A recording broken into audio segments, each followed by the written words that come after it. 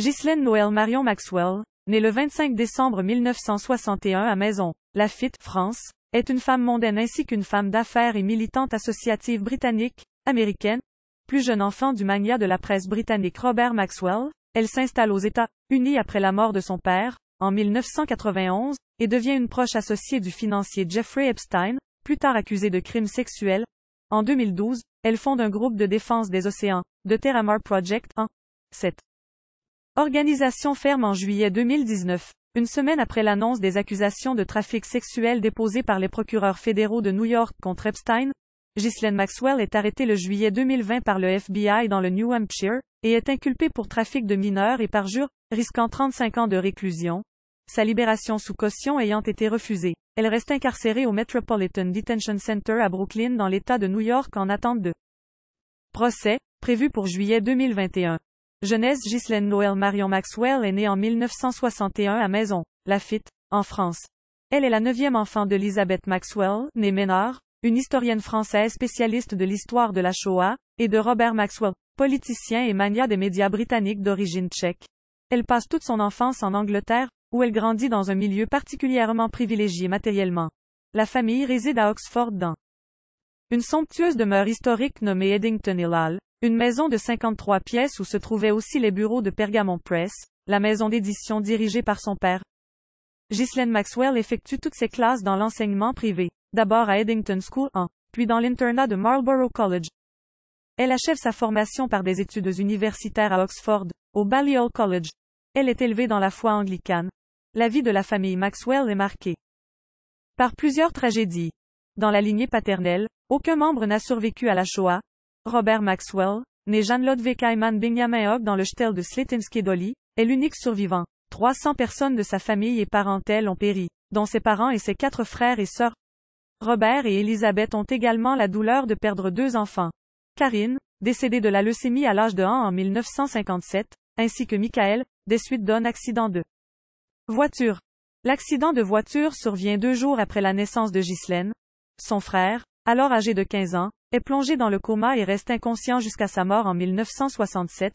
Dans ses mémoires, sa mère relate que cet accident profondément marqué toute la famille et que chez Ghislaine, cela s'est traduit par un comportement anorexique alors qu'elle était encore toute petite. Ghislaine Maxwell avait une relation très étroite avec son père et est généralement considérée comme ayant été l'enfant favori de celui-ci. The Times rapportait qu'après son entrée à l'université, Robert Maxwell ne lui permettait pas d'amener ses petits amis à la maison ni d'apparaître en public avec eux. Par sa naissance, Ghislaine Maxwell fait partie de la haute société. Elle fait partie des figures éminentes de la vie mondaine londonienne dans les années 1980. Carrière. Elle fondait un club féminin nommé d'après le Kit Kat Club du XVIIIe siècle, et était une des dirigeantes de l'Oxford United Football Club à l'époque où son père en était propriétaire. Elle aussi travaillait pour The European, un hebdomadaire lancé par Robert Maxwell. Selon Tom Bower, du Times, en 1986 le père de Ghislaine l'a invité à visiter son nouveau yacht dans un chantier naval des Pays-Bas pour fêter son baptême sous le nom de Lady Ghislaine. The Scotsman affirmait que Robert Maxwell lui avait aussi créé sur mesure une entreprise à New York. Cette entreprise, spécialisée dans les cadeaux d'entreprise, n'était pas rentable. The Times rapportait que Ghislaine Maxwell s'est rendue à New York le novembre 1990 pour livrer au nom de son père une enveloppe qui, sans qu'elle le sache, faisait partie d'un plan de celui-ci pour voler 200 millions de dollars aux actionnaires de Berlitz. Après le rachat du New York Daily News par son père en janvier 1991, Ghislaine était envoyée à New York pour lui servir d'intermédiaire. En mai 1991, elle prit le Concorde avec lui pour New York, d'où il est rapidement reparti pour Moscou en la laissant le représenter lors d'une cérémonie en l'honneur de Simon Wiesenthal. En novembre 1991, le corps de Robert Maxwell était retrouvé flottant près du Lady Ghislaine, aux îles Canaries. Immédiatement après sa mort, Ghislaine s'est envolée pour Tenerife, où se trouvait le yacht, pour prendre soin de ses papiers. Bien que l'enquête ait conclu à une noyade accidentelle, elle indiquait depuis qu'elle croyait que son père avait été assassiné, déclarant en 1997 qu'il ne s'est pas suicidé. C'est simplement incompatible avec son caractère. Je pense qu'il a été assassiné. Après sa mort, on découvert que Robert Maxwell avait puisé dans le fonds de pension des employés de Mirror Group Newspapers, une compagnie qu'il dirigeait et dans laquelle il avait une forte participation, afin d'en soutenir les cours. Il aurait manqué plus de 440 millions de livres, ce qui laissait les survivants de la famille Maxwell et le gouvernement britannique dans l'impasse pour rembourser les 32 000 personnes lésées. Ghislaine Maxwell est partie pour les États-Unis en 1991, juste après la mort de son père. Elle était photographiée en train de prendre un Concorde, ce qui provoquait l'indignation en plein milieu du scandale des retraites détournées, à cause du prix des vols sur cet avion. Elle aurait ensuite reçu un legs annuel de 80 000 livres d'un fonds créé par son père. En 1992, elle s'est installée dans l'appartement d'un ami iranien au-dessus de Central Park. À cette époque, elle travaillait dans une agence immobilière sur Madison Avenue et fréquentait notamment Ivana Trump et le fils d'Adnan Khashoggi. Elle est rapidement devenue une figure importante de la vie mondaine new-yorkaise. Association avec Jeffrey Epstein. Ghislaine Maxwell rencontrait le financier américain Jeffrey Epstein au début des années 1990 dans une fête à New York après une rupture difficile avec le comte Gianfranco Seconia des hôtels Sega, aujourd'hui propriété de Starwood Hotels et Resorts Worldwide. Elle eut une relation amoureuse de plusieurs années avec lui au début des années 1990 et est restée très proche de lui au cours des décennies suivantes. La nature de leur relation reste indéterminée. Dans une déposition de 2009, plusieurs employés de maison d'Epstein ont témoigné que Ghislaine Maxwell jouait un rôle central dans sa vie publique et privée, la qualifiant de sa petite amie principale, aussi chargée d'engager, de surveiller et de licencier le personnel à partir de 1992 environ. Elle aussi était qualifiée de Lady of the House par les employés d'Epstein, et de son agressive assistant. Dans un portrait d'Epstein paru en 2003 dans Vanity Fair, la journaliste Vicky Ward en indique que celui-ci la désignait comme ma meilleure amie. Ward aussi observé que Ghislaine Maxwell semblait organiser une grande partie de sa vie. Ghislaine Maxwell a attiré l'attention de la presse pour son amitié avec le prince Andrew, le deuxième fils de la reine Elisabeth II, qui assistait à des événements mondains avec elle à New York. Elle lui présentait Epstein et tous les trois sont souvent sortis ensemble. En 2000, Ghislaine Maxwell et Epstein ont assisté à une fête donnée par le prince Andrew dans la propriété royale du comté de Norfolk pour le 39e anniversaire de Ghislaine. Celle-ci aussi était photographiée avec Bill Clinton, Donald Trump et l'avocat Alan Dershowitz. En 1995, Epstein renommait une de ses entreprises de Palm Beach de Ghislaine Corporation. Celle-ci était dissoute en 1998.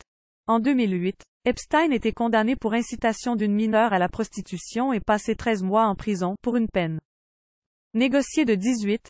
Après sa sortie de prison, bien que Ghislaine Maxwell ait continué à avoir d'importantes activités mondaines, ils n'ont plus été vus ensemble en public. Vers la fin 2015, Maxwell elle-même s'est largement retirée de toute activité mondaine. Affaires et accusations civiles. Virginia Roberts v. Maxwell, 2015. Les détails d'une poursuite au civil rendue publique en janvier 2015 contiennent la déposition d'une femme identifiée comme Jane Doe 3, qui accuse Ghislaine Maxwell de l'avoir recrutée en 1999, alors qu'elle était mineure, pour avoir des relations sexuelles avec Epstein. Un reportage de Julie K. Brown dans le Miami Herald en 2018 révélait que Jane Doe et Virginia Giuffre, qui s'appelait Virginia Roberts en 1999. Giuffre rencontrait Maxwell à Mar-a-Lago, le club de Donald Trump à Palm Beach où elle travaillait à cette époque.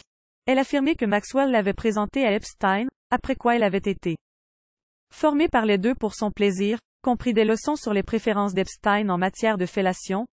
Ghislaine Maxwell niait à de nombreuses reprises toute participation au crime d'Epstein.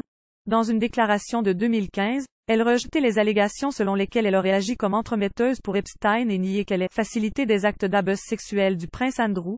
Son porte-parole déclarait que les allégations faites contre Ghislaine Maxwell sont fausses et qu'elle nie fortement toutes les allégations de mauvais goût qui sont apparues dans la presse britannique et ailleurs, et se réserve le droit de demander réparation pour la répétition de ces vieilles affirmations diffamatoires.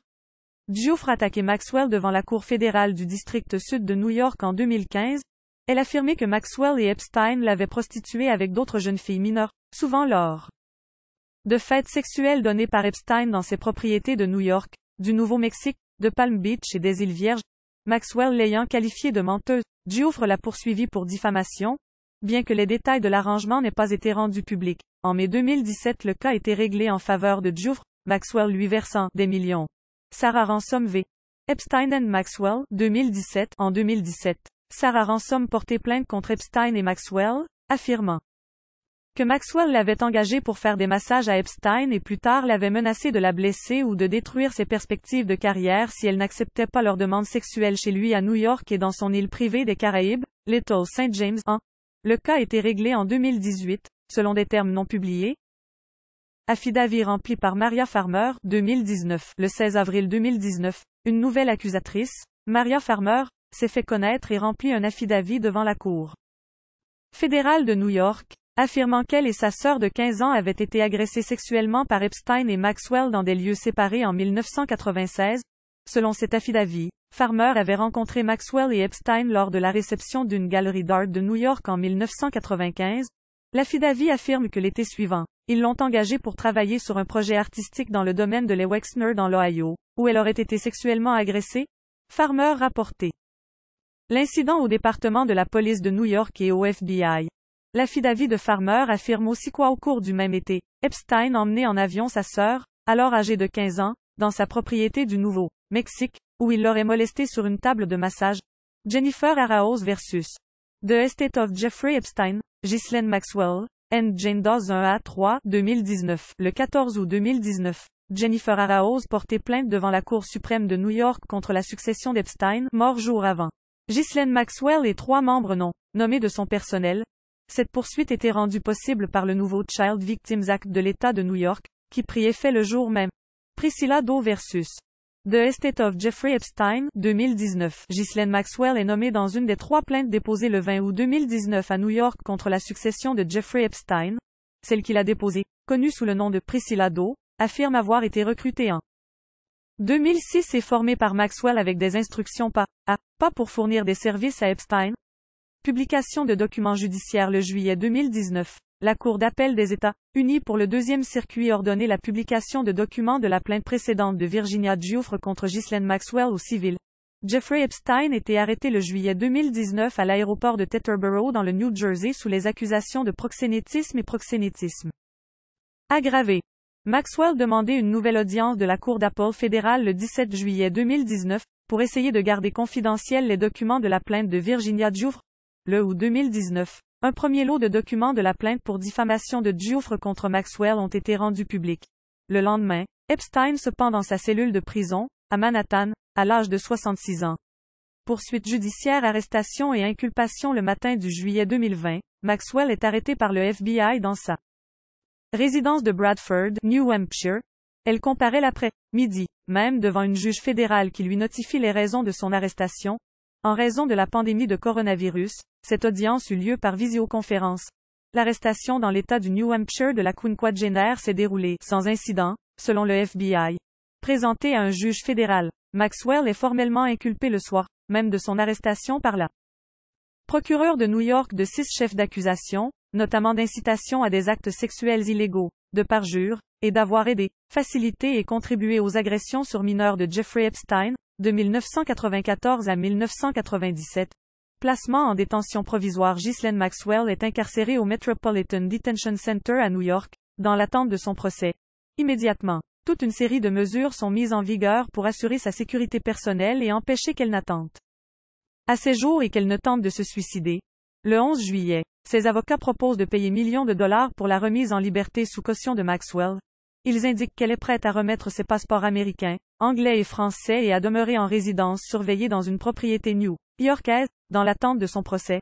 Le FBI révèle peu après que lors de son arrestation les agents l'ont vue à travers une fenêtre, à la fois ignorer leur ordre de se rendre et essayer de s'enfuir dans une autre pièce de la maison, fermant rapidement la porte derrière elle.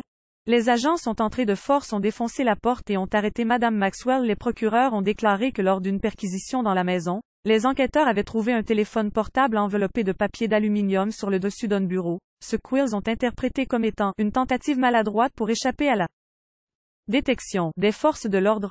L'audience pour déterminer d'une éventuelle libération sous caution lieu le 14 juillet 2020. Ses avocats indiquent que Ghislaine Maxwell plaide non coupable. Maxwell assiste à cette audience par vidéoconférence depuis le centre de détention. En raison d'un risque de fuite jugé particulièrement élevé, la juge rejette la demande de libération sous caution de Maxwell, qui restera donc incarcéré jusqu'à l'ouverture de son procès dont la date était fixée par le procureur au 12 juillet 2021.